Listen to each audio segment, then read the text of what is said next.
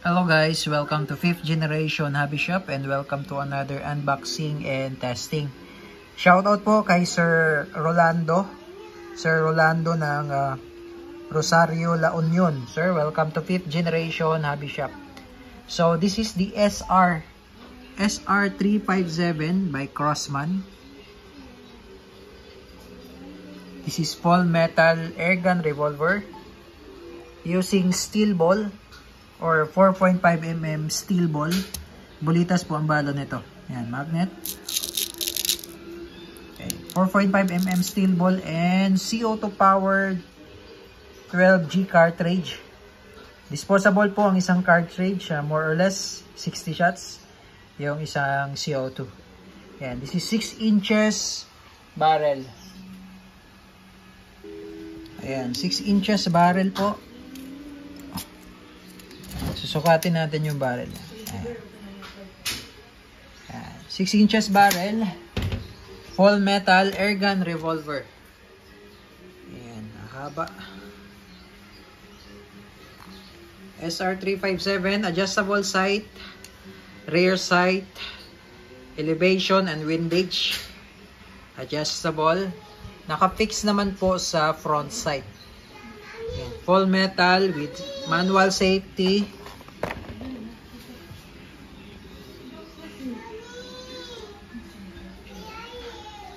Okay, so bali ito po yung kanyang shell.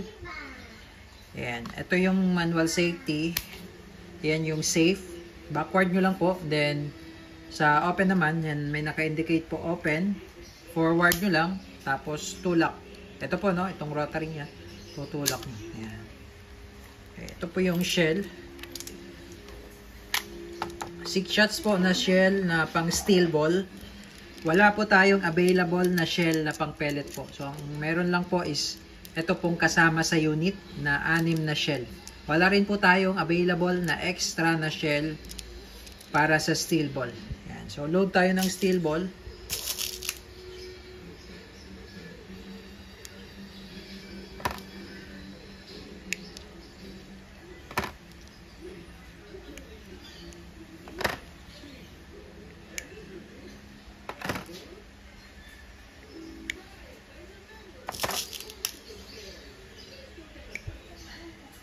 Yan, 6 shots po yan, rotary, 6 shots shell, tapos rotary siya, may bola siya. Yan.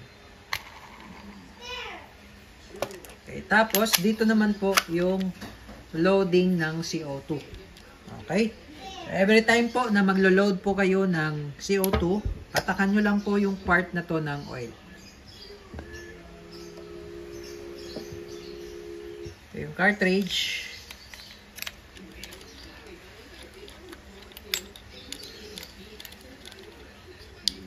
Po. Tapos medyo mabilis lang po ang pihit dito. Kailangan medyo mabilis lang po ang pihit. Ito pong cover niya, kahit hindi nyo na po tanggalin yan, ganyan lang o. Yan. Okay, tapos load natin.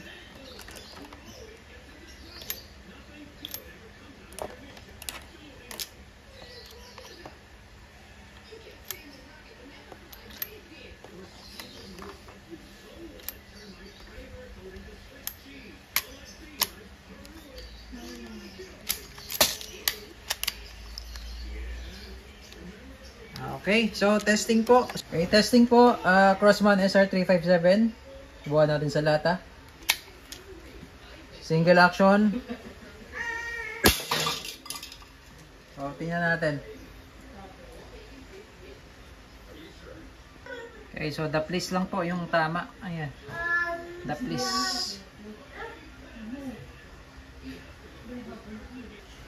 Okay, double action. Firing.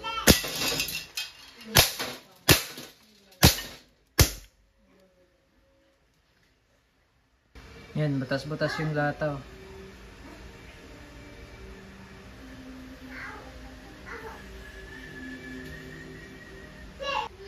Okay, SR357 airgun revolver.